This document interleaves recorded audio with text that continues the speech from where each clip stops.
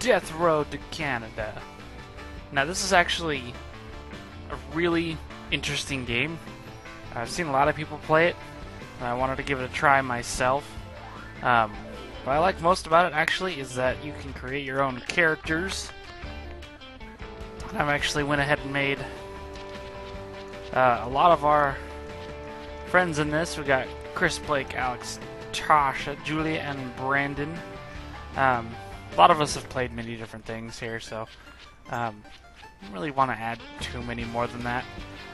Because you can really only have 4 people with you, so I can only have like any one of these 3 join me later on.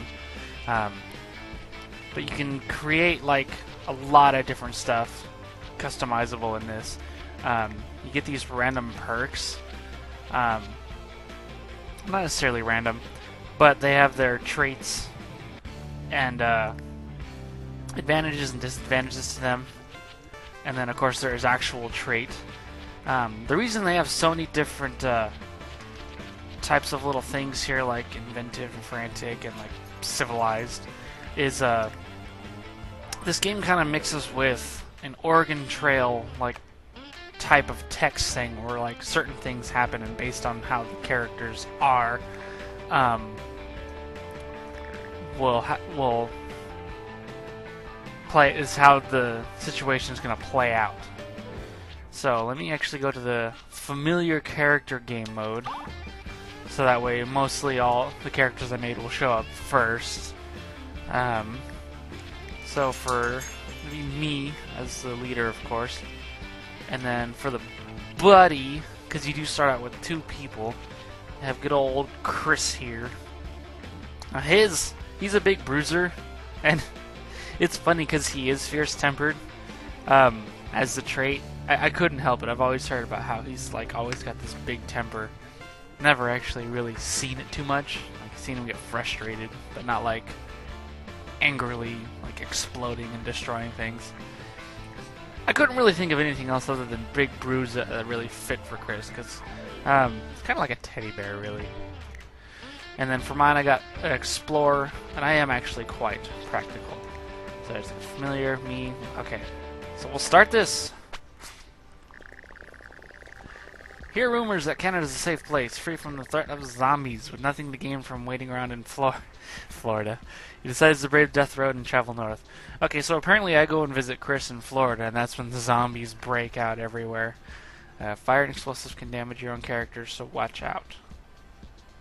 I think that's a given in most games, you would think.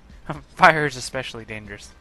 So yeah, Chris actually currently lives in Florida.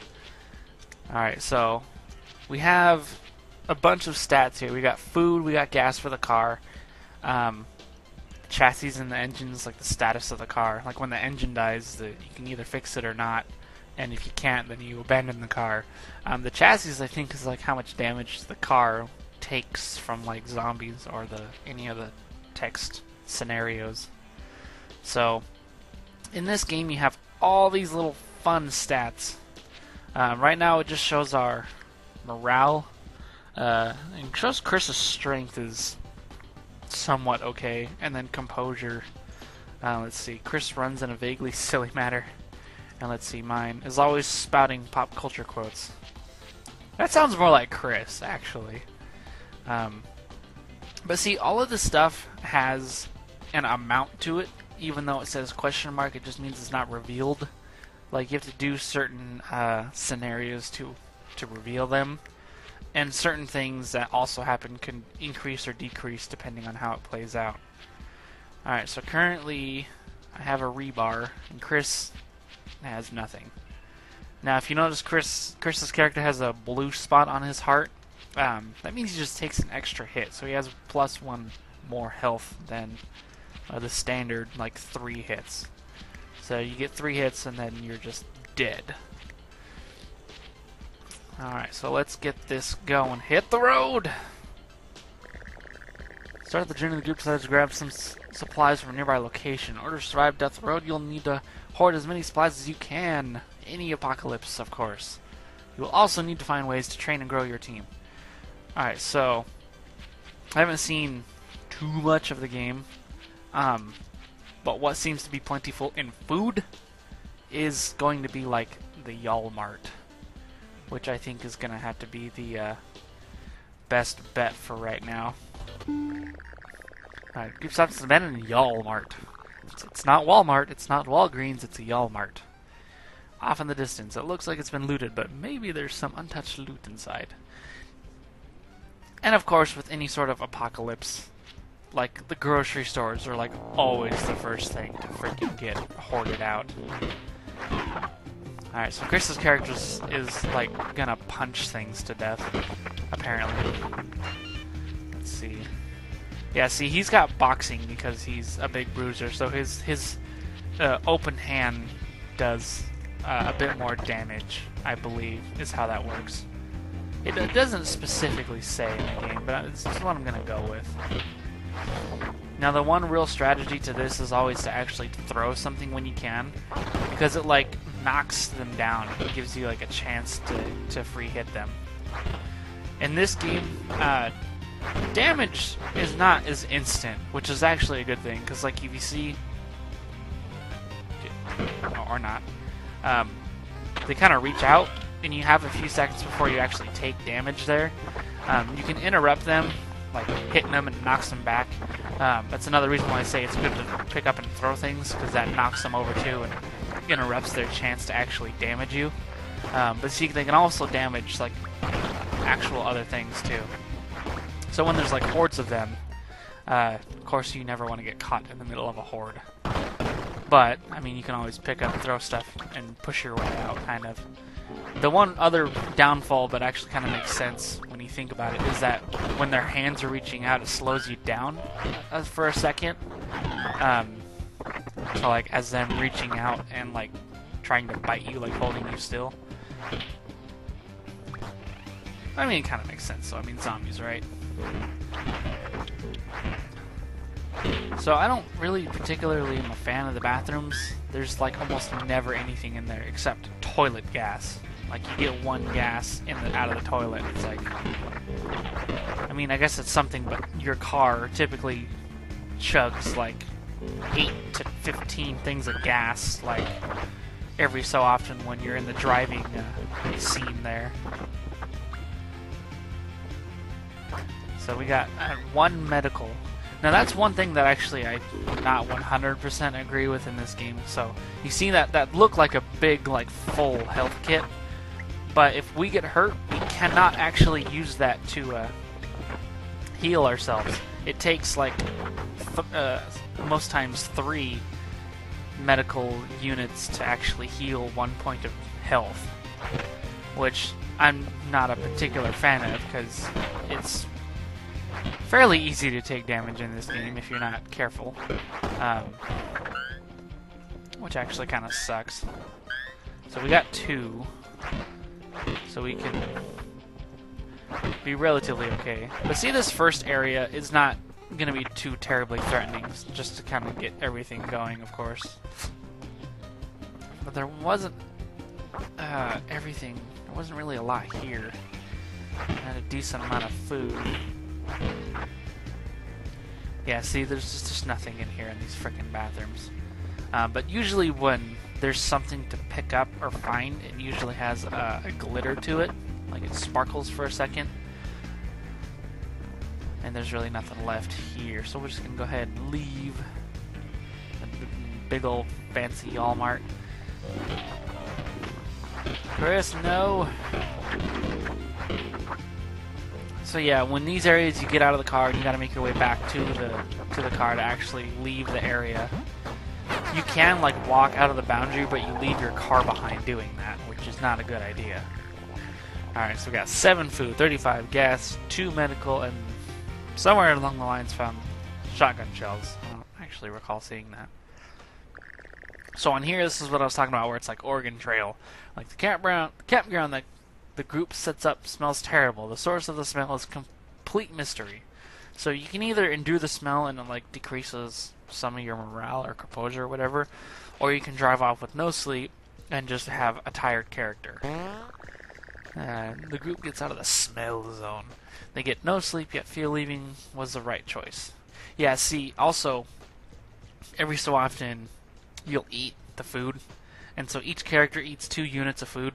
So if you have like 4 people, you'll eat 8 food, like, or 4 people, whatever, math. But yeah, each person eats 2, so it's always good to stock up on food. And food's also like the currency in this game too. Alright, see. I make mistakes while scouting a town and gets concerned by a large group of zombies while unarmed. Is trapped in an alley. At the end of the alley is heavy garbage and a large fence. Used parkour! I got hurt. Awkwardly tries to scale the fence, but is way too out of shape to do so. The zombies attack. I get hurt. Oh, fun. So my fitness is absolute garbage. Like, this red angry face is like the lowest, and it's blinking, which means it's like even lower than the lowest, which is retarded. Alright, so when you're tired, like your melee swings and stuff, anytime you swing a melee, you start getting tired. The heavier the melee, the more you get tired. So like the lighter, the more you can swing, the faster, and that kind of deal. Basic game mechanic logic. Alright, so let's see. The group spies the city from a distance. There's more undead than usual, but it's early in the day, so they should be groggy, at least at first. So we can go to the... I might have missed this last time, but when you go to like these areas, it gives you what the deal is, quote, zombie forecast. Swarm size, mile aggression is sluggish, and then it gives you a time.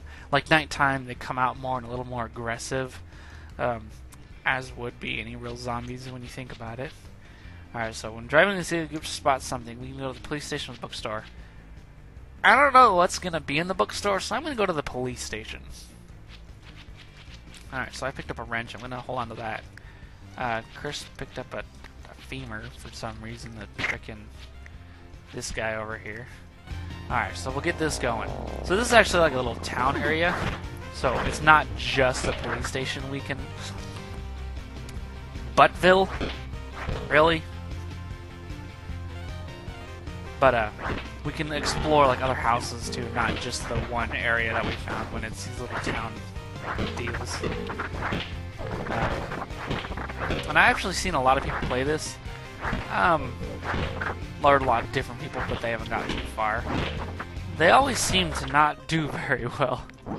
And see, because our characters are tired, we're getting that fatigue sooner because we didn't rest. So you kind of get... Your character gets red and starts sweating. Your melee swings slow down in between, so like the cooldown before you can swing again gets longer. Makes sense, doesn't it? Let's see. Oh, so when you get too fatigued too, you can't really pick anything up either, which I think is kind of odd, but I mean, of course, it still makes sense too. Alright. There's nothing in this police station. Damn it, I was hoping for like guns and stuff, and there's like nothing here. Oh, this wrench is a super heavy weapon apparently. Yeah, see how long that takes to like recover from? Alright, hold on. So you can actually pick how your NPC friends will act in these open area selections. Now, I'm not a big fan of shooting because you typically never have too much ammo, and they just like go batshit crazy with like their guns. I'm not sure how running is, and they might like kite better. Defend, of course, is just when they get too close, and they'll just attack back. And I'm going to go with smashing and fighting because they tend to help out more in almost every situation that I've noticed. To just clear or walk through an area. Oh my god, more bathrooms. These bathrooms suck. Never anything in them. Come on, Chris, my character's getting tired. You have to do some more work over here.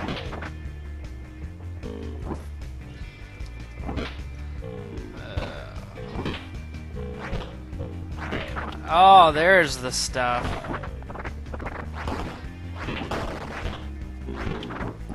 Let's see.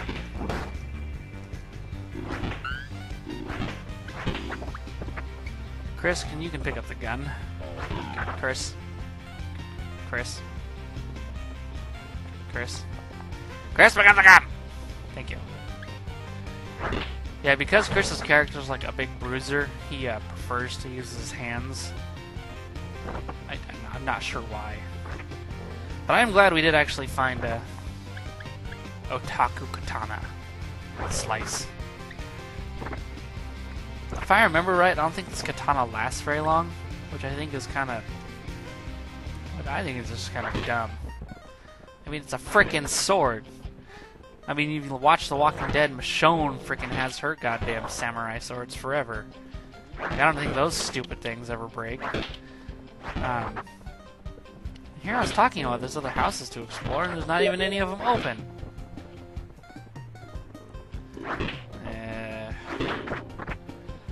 Wow, there's really not any of them open. Alright, oh, here's one. Seems fairly big enough. Okay. God, these goddamn bathrooms. They're such a waste. Like, I get you can have one thing of gas. These house bathrooms sometimes have medical in them. But it's like... See, there's like nothing in there. But I mean... If you're trying to create like a post-apocalyptic world, I mean... I know you're not just gonna leave out like a bathroom in a house. I mean... I wouldn't, to be honest, but I'd make it slightly more useful than just an empty room. Oh god, this house is just full of empty rooms. Oh, this place wasn't as fruitful as I thought it was going to be. Alright, Chris, come on. Alright, see if there's another... Can we go farther south? We can. Let's see what else is down here.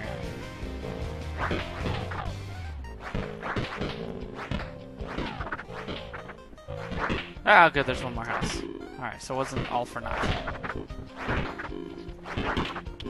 This is like the least I've seen in like an area, to be honest. Alright,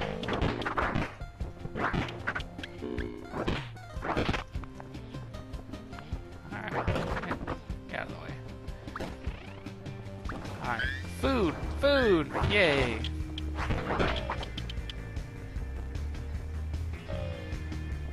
Okay. Dead. Alright, some more food. There's a lot of rooms here. Let's not a mob. Let's not pick up the mob. Let's see. Toilet gas. Oh boy. 1. Wasn't 100% useless, but like 99% useless. Now, I'd figure this would be a light weapon, considering. Alright, more shotgun. And medical. Alright, so I think I can actually get healed 1 point if my character's medical is decent enough. That's the other thing too, is that these stats are somewhat random. Like your perk and trait help skew which ones that you're going for, but like everything else is usually random to like low. Alright, see, we got 3 food, 1 gas, we got 1 medical. This was not very fruitful at all. But I will leave this one here. This is Death Road to Canada. I'm going to keep going. I want to see if I can actually beat this. And just kind of go and see who I pick up along the way. Alright, till next time.